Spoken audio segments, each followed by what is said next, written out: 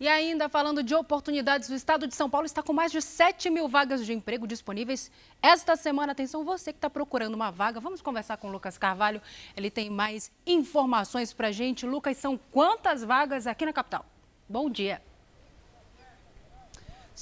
Oi, Salso. Bom dia para você, para quem está com a gente aqui no SP no Ar. São quase 4 mil vagas só aqui para a capital paulista e o restante para a Grande São Paulo e também para o interior paulista. Vagas para todos os níveis de conhecimento. Estou aqui com o Jorge Penilo, que é especialista em carreira. Ele estava comentando comigo uma questão interessante, né?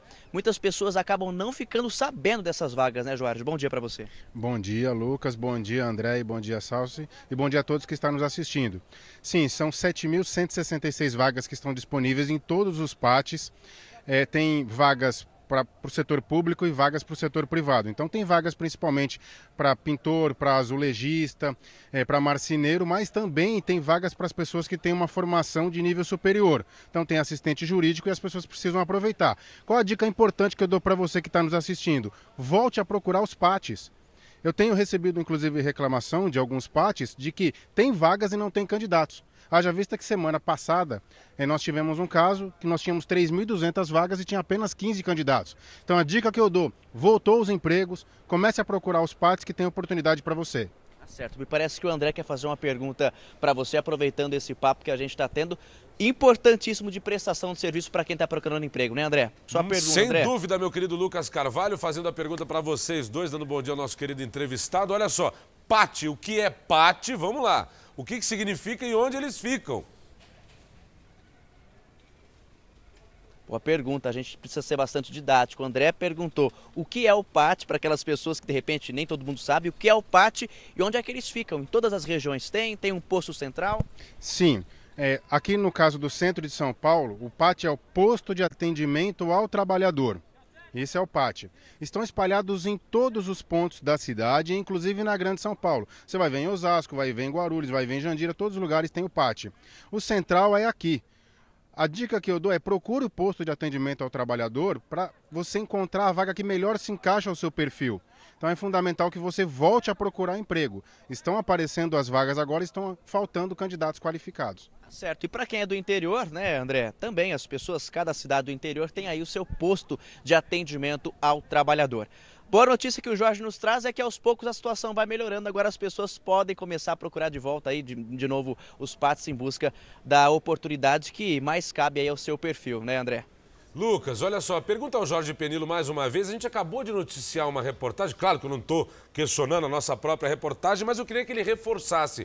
Realmente vale a pena mesmo pôr no currículo, pergunta ao Jorge, por favor, essa questão do bico, isso é importante, como é que a gente deve fazer? Vamos trabalhar mais esse assunto, porque muita gente no Brasil não tem carteira assinada ou nunca conseguiu trabalhar com carteira assinada. Afinal de contas, como é que eu coloco isso no currículo se eu tenho experiência de trabalho, mas não tive registro? Como é que eu devo colocar isso no currículo? Como é que o bico deve aparecer nesse documento que eu vou apresentar para a empresa que eu quero entrar? Perfeito, André. A gente exibiu agora há pouco, Jorge, uma reportagem falando a respeito da questão dos bicos. Muita gente não tem registro em carteira e aí a pessoa não sabe como é que ela coloca isso no currículo. Como é que ela descreve que ela trabalhou com um ofício que não era registrado? Qual que é a sua dica para aquelas pessoas, para que elas constem isso, mas de que forma? Tá, é só colocar que não foi em caráter formal, não foi com registro em carteira, mas destaca principalmente na parte de experiência profissional e coloca um número de contato de alguém que possa confirmar que você trabalhou, mesmo fazendo o bico, e que você tem aquela competência, que você tem aquela habilidade, que você consegue fazer aquele tipo de atividade, aquele tipo de serviço. Isso é uma dica muito importante. Esse contato de telefone que você coloca seria como antigamente, Lucas, em que as pessoas tinham carta de recomendação. Essa é a nova carta de recomendação. É um contato de alguém que vai comprovar que você sabe fazer aquilo que a pessoa está pedindo naquele cargo em que está disponibilizando na empresa. Perfeito. Mais alguma questão aí, André, Salsi? Sim, Lucas. Além disso, o que essa pessoa que está pleiteando essa vaga, quais as documentações, quais os documentos necessários que ela deve levar ao PAT? Ok, a Salsi está perguntando em relação aos documentos. A gente sabe, às vezes a pessoa fica preocupada, ela tem que levar muito documento, são aqueles documentos básicos. Qual que é o passo a passo para aquela pessoa que precisa procurar o posto em busca da oportunidade de trabalho, Jorge? Excelente pergunta, porque isso inclusive tem deixado muitos candidatos bons sem conseguir uma recolocação. tem que ter toda a documentação em dia. Não precisa levar tudo, você não precisa levar a sua reservista, não precisa levar o seu título de eleitor. Mas você tem que levar a sua carteira profissional, ela tem que estar em bom estado, ela tem que ser encontrada, porque as pessoas às vezes até perdem dentro de casa mesmo o documento. Então tem que estar em dia com você.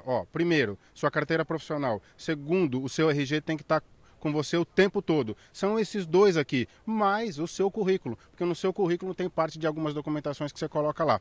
Isso é fundamental que você tenha que levar em toda e qualquer entrevista, em toda e qualquer apresentação no posto de atendimento ao trabalhador. Tá certo. Ô Jorge, e o horário de funcionamento desses postos de atendimento ao trabalhador? Das 8 até as 17 horas. Inclusive, alguns poupa-tempos, eles funcionam aos finais de semana que também tem o pátio instalado lá. Então você consegue ir de segunda a sábado.